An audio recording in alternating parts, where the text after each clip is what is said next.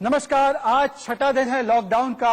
आप और मैं अपनी जिम्मेदारी तो निभा रहे हैं घर पर रहकर और सामाजिक दूरी बनाकर, पर जब पूरा देश एक होकर कोरोना के खिलाफ एकजुट खड़ा रहने की कोशिश कर रहा है, तब इस लड़ाई को कमजोर करने के लिए वो कौन सी सियासी ताकतें हैं जो मीर जाफर की तरह भीतरघात कर रही है। ये तस्वीरें जो हम देख रहे हैं पिछले कुछ दिनों से, दिल्ली उत्तर प्रदेश के बॉर्डर की, आनंद विहार की, दिल्ली के अलग अलग हिस्सों की, जहां पर यूपी बिहार से आए हजारों लाखों गरीब लोग, मजदूर, दिहाड़ी कामगार बड़ी तादाद में लॉकडाउन के इस काल में मजबूरी से बेहाल होकर सड़कों पर उतर आए हैं अपने गांव की ओर चलने के लिए।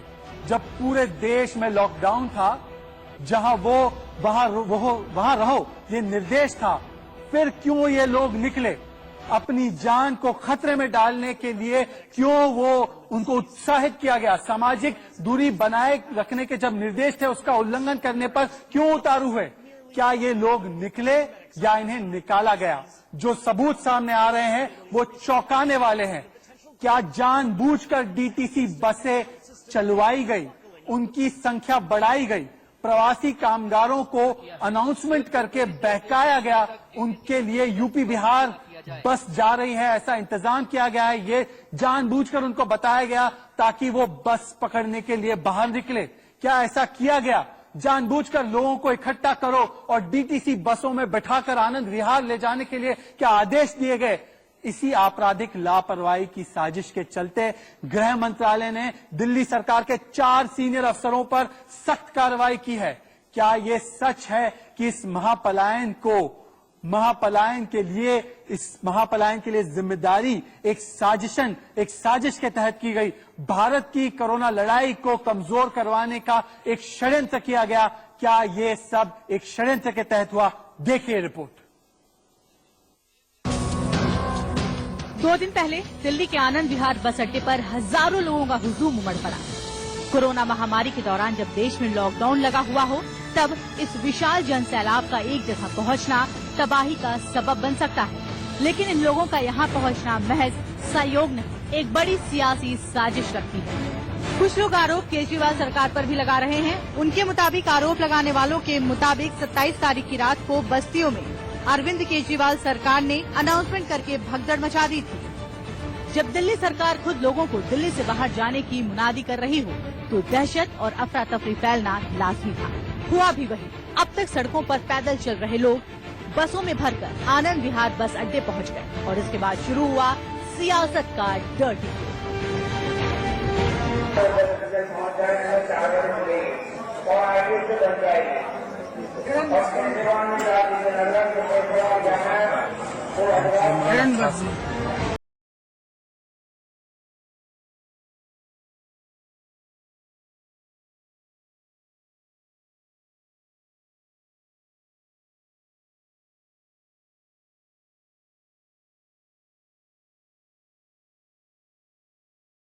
पैदा कर दिया। इसके बाद केजरीवाल खुद टीवी पर आकर ताबड़तोड़ राहत उपायों का ऐलान करने लगे। प्रधानमंत्री जी ने जब कोरोना का लॉकडाउन ऐलान किया था, उन्होंने एक लाइन कही थी, जो जहां है वो वहीं रहे। और उन्होंने इस लाइन को कई बार रिपीट किया है। मेरे हिसाब से कोरोना के लॉकडाउन का ये मंत्र है, जो जहां है वो वहीं रहे। अगर हम इसको लागू नहीं करेंगे कि जो जहां है वो वहीं रहे, तो ये लॉकडाउन सफल नहीं हो सकता। हम कोरोना की लड़ाई नहीं लड़ पाएंगे, हम फेल हो जाएंगे, पूरा देश फेल हो जाएगा। ये सियासत का डर्टी गेम है साहब, जहां आपदा को भी मौके के तौर पर भुनाया जा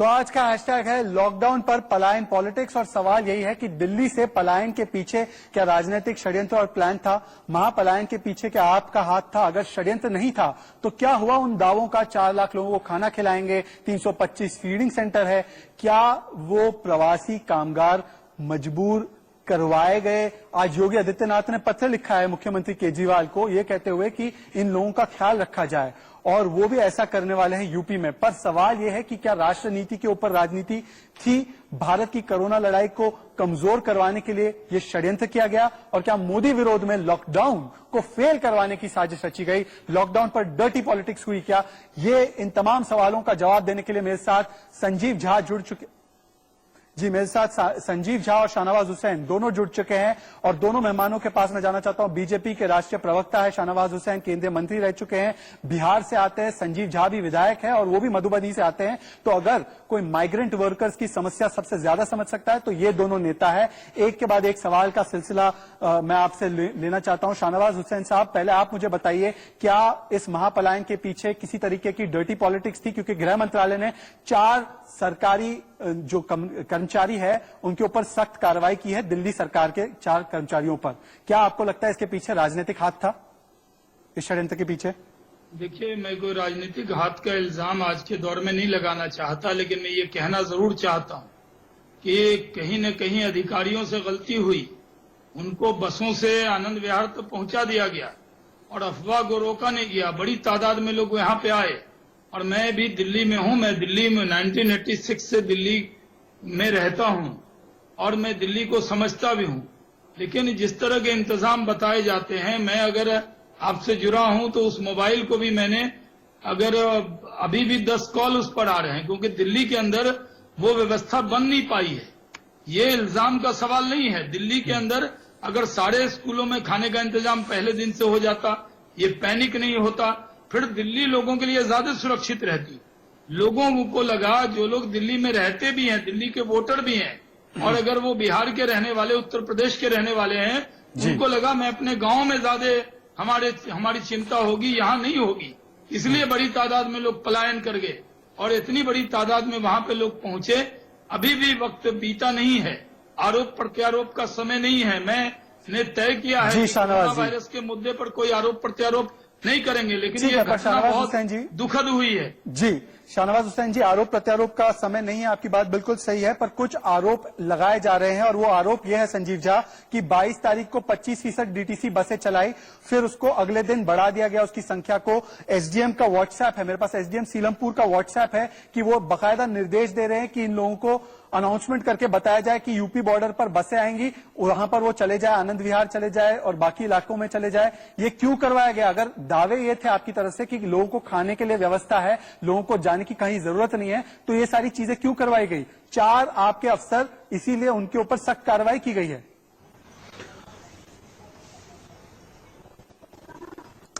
देखिए, अगर थोड़ी विस्तार से मैं अपनी बात कहना चाहूंगा, मुझे ये लगता है कि लॉकडाउन का फैसला और कोरोना की संकट के खिलाफ था। उससे पहले दिल्ली के मुख्यमंत्री जी ने लॉकडाउन का फैसला लिया था, उनके आदेश पे लिया था और 100% इतनी बात इन्होंने कहा, उसको हमने लागू करने की कोशिश की। एक चीज समझिए, जो ही लॉकडाउन का फैसला हुआ, बहुत सारे ऐसे, आपने बताया मैं मधुबनी बिहार से हूं और कल ही हमने देखा कि एक अहमदाबाद से 4 लेबर हमारे गांव पहुंच गए हैं पैदल चल के। मैं ये कह रहा हूं आपको कि पूरे देश में कमोबेश जहां जहां बॉर्डर है वहां पर जो भी माइग्रेंट लेबर्स हैं वो कोशिश कर रहे हैं अपने गांव जाने का। अब ये कंफ्यूजन क्यों हुआ, उसको समझना बहुत जरूरी है। आज से 4 दिन पहले संजीव जी, आपकी आवाज ठीक से हमारे पास नहीं पहुंची, उसको ठीक करवाने की कोशिश करते हैं। पर शाहनवाज हुसैन जी, मैं आपसे सीधा सवाल पूछना चाहता हूं। दिल्ली में तो दिल्ली पुलिस भी है, तो दिल्ली पुलिस की क्या चूक रही, इंटेलिजेंस फेलियर रही कि इतने बड़े पैमाने पर पलायन हो रहा है? दूसरी बात, क्या आप सिर्फ डिफ्लेक्ट करने की कोशिश कर रहे हैं, किसी और पर दोष मढ़ने की कोशिश कर रहे हैं? क्योंकि पलायन तो महाराष्ट्र में भी हो रहा है, केरला में भी हो रहा है, तो केंद्र सरकार की भी तो जिम्मेदारी है ना। ये एक ऐसी महामारी है कि हर व्यक्ति को लगता है वो अपने घर पे जाए और वहां रहे, लेकिन जब देश के प्रधानमंत्री जी ने कहा कि कोरोना वायरस का बहुत बड़ा खतरा है और इस खतरे से बचने के लिए अभिभावक के तौर पर, गार्जियन के तौर पर वो 130 करोड़ को अपना परिवार मानते हैं, उन्होंने कहा ये लॉकडाउन है, ये कठिन फैसला है, ये कठोर फैसला है, लेकिन ये लेना पड़ा। और ये लेने के बाद सब कहा कि वहीं पर रहें। अलग अलग जो राज्य सरकारें हैं वो सब रोल अदा कर रही। दिल्ली में दिक्कत ये हुई, जो दिल्ली में आपने किसी भी सरकार के सीमा के बॉर्डर पर आपने देखा इतनी बड़ी तादाद में जमा होते हुए, लेकिन दिल्ली में डीटीसी बसों से वहां पहुंचा दिया गया। अगर डीटीसी बसें उस दिन कह देती नहीं आपको नहीं जाना है, आपको घर में रहना है, और खाने की जो व्यवस्था है, अभी भी कई जगह से फोन आते हैं, बुढ़ारी से आ रहे हैं, कई जगह अनंत पर्वत से आ रहे हैं, कई जगह के मैं आपको पूनावाला साहब कहूं कि कई जगह के फोन आते हैं। हम लोग उस व्यवस्था को देख, जो नहीं भी जानते हैं हमें, वो भी नेट से नंबर निकालकर वो कह रहे हैं, क्योंकि दिल्ली के अंदर कोई व्यवस्था ठीक से बन नहीं पाई। बीजेपी के कार्यकर्ता, संघ के कार्यकर्ताओं ने कुछ खाने का इंतजाम किया। वो इंतजाम जो हमारे पार्टी के राष्ट्रीय अध्यक्ष, जो रोज 7 बजे इसकी बैठक लेते हैं हम सबकी, उन्होंने निर्देश दिया कि कोई भी व्यक्ति खाना तब खाएगा जब 5 लोगों को वो खाना खिलाएगा। पर शाहनवाज व्यवस्था हुसैन हम कर रहे हैं, लेकिन दिल्ली के अंदर जो पूरी व्यवस्था आम आदमी पार्टी की सरकार को सिर्फ बोलने में तो उन्होंने बहुत अच्छा किया।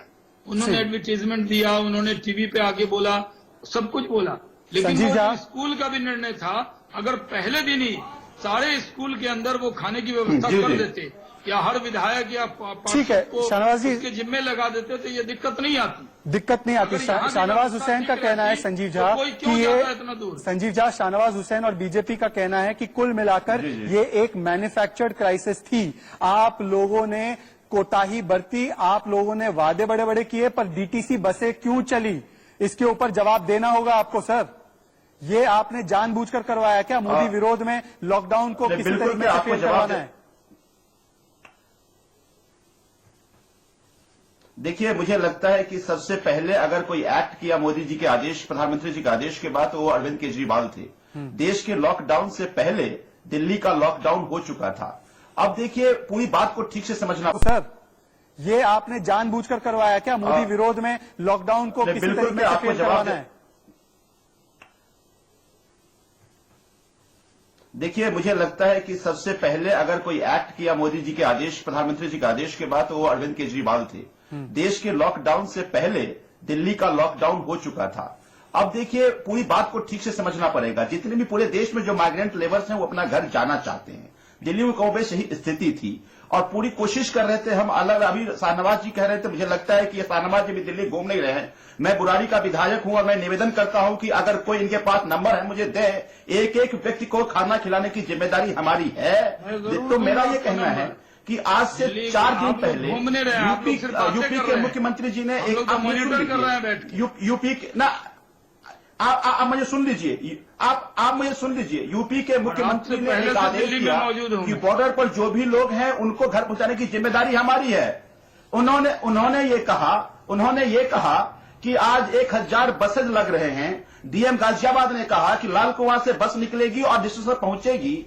तो जो लोग दिल्ली में थे उनको लगा कि अगर आनंद विहार हम पहुंच जाएंगे तो हम घर तक पहुंच जाएंगे।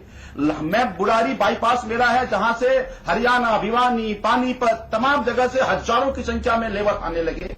मैं 2 रात जाग कर सभी लेबर से हाथ जोड़कर कहते रहे कि हमारे स्कूल से आप यहाँ रुक जाइए, लेकिन उन्होंने कहा नहीं, योगी जी ने बस लगाया है और मैं अगर आनंद विहार पहुंच जाऊंगा, मैं अपने घर पहुंच जाऊंगा। ये जो कंफ्यूजन था, इस कंफ्यूजन के कारण वहां बड़ी संख्या में संजीव झा, पर आपकी सरकार ने मेरे पास वीडियोस है, मैं उसको चला सकता हूं। हमारे रिपोर्टर यतेंद्र ने भी इस पे रिपोर्ट की है कि आपकी सरकार ने बकायदा भरी रात में अनाउंसमेंट करवाए उन इलाकों में जहां पर ये प्रवासी मजदूर रहते हैं, और उनको कहा गया कि आपके लिए बसेस यहां पर खड़ी है, आ जाइए, बैठ जाइए इन बसेस में, हम आपको बॉर्डर तक छोड़ देंगे। ये करने की जरूरत क्यों थी? कुछ लोगों का आरोप है कि बिजली काटी गई, कुछ लोगों का आरोप है कि दूध का सप्लाई तक उन एरियाज में नहीं हुआ। इसकी जिम्मेदारी सर आपकी है ना? दावे बड़े बड़े, पर आपने किया क्या? आप पत्रकार हैं, आपको जरा ग्राउंड रियलिटी चेक करना चाहिए। मैं वही कह रहा हूं, बाकायदा रिस्पॉन्सिबिलिटी से बोल रहा हूं। लोग कौन हैं? मेरा ये कहना है कि किसके बिजली काटे गए, किसके बिजली काटे गए। आप एक उदाहरण दे दें तो मैं रिजाइन करने के लिए तैयार हूं विधायक पद से, कि अगर एक आदमी का बिजली काटा गया हो, दूध का सप्लाई रोका गया हो। अरे दिल्ली एकमात्र ऐसा जगह है जहां पे 800 सेंटर खाने के चल रहे हैं, आप चेक करा लीजिएगा। 1,400 राशन चल रहे हैं, लगभग 72 लाख राशन कार्ड बढ़ाया गया है, 4 लाख लोगों को खाना खिलाया जा रहा है। मुझे एक बात बताओ, ये हवा में बातें नहीं हो रही है। संजीव झा, मैं चाहता हूं कि कोरोना के संकट पे राजनीति ना हो। राजनीति ना हो, राजनीति ना हो। संजीव झा, मैं आपकी बड़ी इज्जत करता हूं क्योंकि आप बहुत अच्छे तरीके से काम कर रहे हैं, पर राघव चड्ढा का जो ट्वीट था जिसमें उसने कहा कि योगी आदित्यनाथ पिटवा रहे हैं लोगों को जो दिल्ली से आ रहे हैं यूपी की तरफ और कह रहे हैं कि जाओ दिल्ली, और इस तरीके का ट्वीट किया, तो राजनीति कौन कर रहा है, बीजेपी या राघव चड्ढा? क्या आम आदमी पार्टी इस ट्वीट को कंडेम करती है? उसने इस ट्वीट को डिलीट किया है, एफआईआर हुई है, क्या आप इस ट्वीट के साथ हैं? ये बता दीजिए मुझे।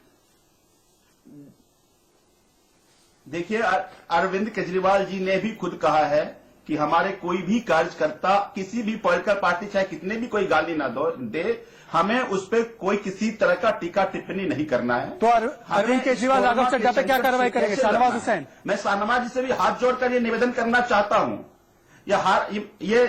मैं शाहनवाज जी से भी हाथ जोड़कर ये निवेदन करता हूं कि अगर आपके पास फोन आ रहे हैं, अगर आप फोन नहीं कर ट्वीट कर दीजिए। एक एक व्यक्ति को खाने की जिम्मेदारी हमारी है। सर, ये 4 दिन पहले करते आप, ये 4 दिन पहले करते।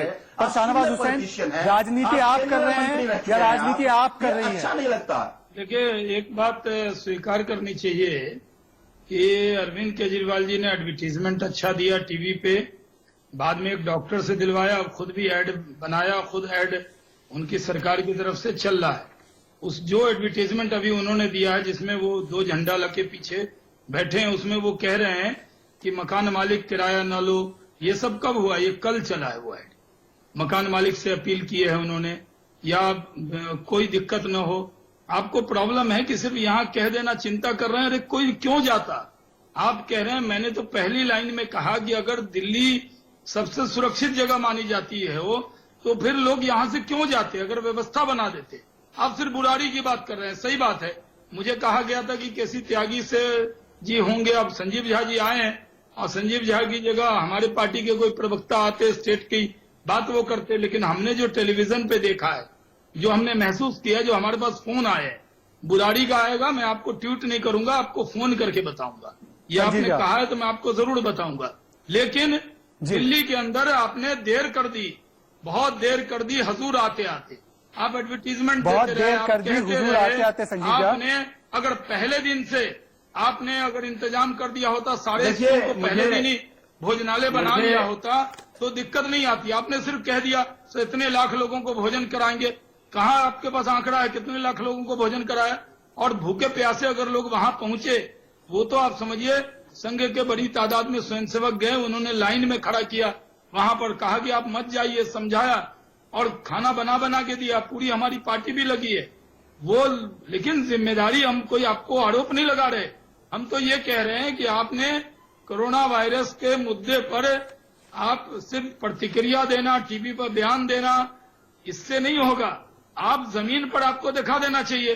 अगर खाने का इंतजाम सारे स्कूल, क्या माध्यम होगा, स्कूल या थाना? आप थाने में खाना पहुंचाइए, उसके जरिए लोगों को पहुंच जाए, या स्कूल में एक सेंटर पर। अभी कुछ स्कूल का पता लगा मैंने कि अभी कल से कुछ स्कूल में खाने की व्यवस्था हुई है, लेकिन पहले दिन करना चाहिए। देर हो गई। संजीव झा, ये आरोप नहीं है, आपसे मान लीजिए ये आरोप नहीं है, ये जो कमियां रही हैं वो बता रहे हैं शाहनवाज हुसैन। जवाब दीजिए आप।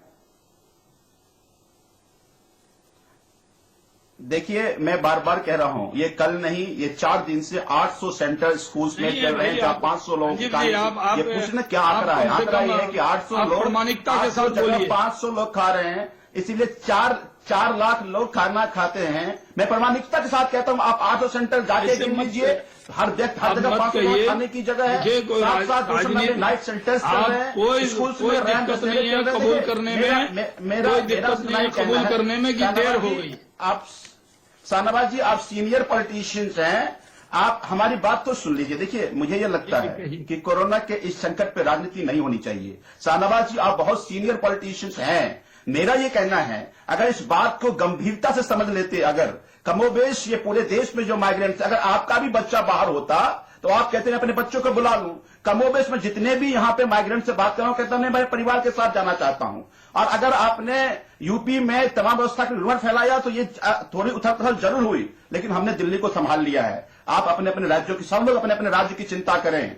कोरोना का संकट किसी दिल्ली का नहीं है, ये पूरे देश का संकट है। आप बिहार की शाहनवाज हुसैन साहब, उत्तर प्रदेश शाहनवाज हुसैन साहब, बड़े आदर से एक सवाल आपसे है। करेंगे तो कोरोना के संकट से देश बच पाएगा। ठीक है, बहुत आदर से मैं आपसे एक सवाल पूछना चाहता हूं शाहनवाज हुसैन साहब, जब राष्ट्रीय लॉकडाउन की घोषणा की गई, क्या कहीं ना कहीं इसकी प्लानिंग नहीं की गई, ये सोच विचार नहीं किया गया कि इतने सारे माइग्रेंट वर्कर्स हैं और कोई ना कोई कमी के चलते वो अपने गांव वापस जाना चाहेंगे, क्या ये फैक्टर इन नहीं किया गया? बड़ी ईमानदारी से आप भी बताइए। जी, मैं तो एक ये बात बता दूं कि जब लॉकडाउन किया गया, जब जनता कर्फ्यू हुआ तो एक ऐलान था और जनता कर्फ्यू लोगों ने किया, लेकिन लॉकडाउन का जब रिपोर्ट आई प्रधानमंत्री जी के पास, कोई ऑप्शन नहीं था। ये इमरजेंसी का कदम उठाया गया कदम है, इसमें ऑप्शन नहीं है। आपकी जान बचाने के लिए जो कदम उठाया जाता है एक व्यक्ति के लिए, वैसे पूरे देश के लिए उठाया गया। प्रधानमंत्री को यह सलाह दी गई कि अगर ये लॉकडाउन नहीं होगा तो ये अन्य देशों की तरफ पूरी तरह फैल जाएगा। प्रधानमंत्री जी ने भारी मन से यह फैसला किया, क्योंकि ये आसान नहीं, हम जानते थे कि दिक्कत होगी। इसलिए बिहार के मुख्यमंत्री नीतीश कुमार जी ने कहा जो जहां है वहीं रहें।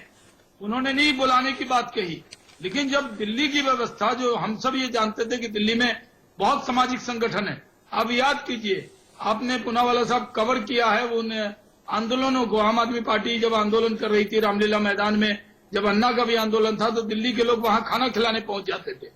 तो दिल्ली के लोग बड़े सक्षम हैं। दिल्ली में जो सामाजिक संगठन है, अग्रवाल महासभा है, अग्रसेन महासभा है, ऐसे संघ के बहुत से संगठन हैं जो दिल्ली में संकट में खड़े हो जाते हैं, सरकार के मदद के बिना खड़े हो जाते हैं। अभी भी हमको उन पर पूरा विश्वास है, वो उसी तरह से काम कर रहे हैं। और हमारा ये जो कदम था उठाने का सरकार का, वो इसलिए था कि दिक्कत भी हो तो जान बचाना पड़ता है। आपको पता है कि जान बचाने के लिए तो आदमी पानी पीकर भी रहता है। ठीक है शाहनवाज जी, संजीव झा जी, मैं दोनों मेहमानों का धन्यवाद करना चाहता हूं, पर सवाल यही है कि क्या जो महापलायन किया गया, करवाया गया, क्या ये महापलायन हुआ क्योंकि प्लानिंग की कमी थी या साजिशन? कुछ लोग कह रहे हैं कि मोदी विरोध में लॉकडाउन को फेल करवाने के लिए साजिश रची गई, कुछ लोग कह रहे हैं कि सरकारों की कमी रही, और कुछ लोग ये भी सवाल पूछ रहे हैं कि जब विदेश में भारतीय फंसे हुए थे तो एयरक्राफ्ट भेजे गए बाकायदा उन्हें लाने के लिए, पर जो गरीब दिहाड़ी मजदूर गांवों तक जाने वाले थे उनके लिए बसों की व्यवस्था भी नहीं की गई। कहीं ना कहीं सत्य तो यह है कि हमारी सरकारें, चाहे केंद्र की हो चाहे राज्य की हो, उनकी कहीं ना कहीं कमी रही और इसीलिए इतने सारे लोग सड़कों पर इकट्ठा थे। आज के लिए बस इतना ही, हम कल फिर मिलेंगे एक नए मुद्दे के साथ। तब तक के लिए जय हिंद, जय भारत। घर पर रहें और सामाजिक दूरी बनाकर रखें, ये इंडिया न्यूज का मंत्र।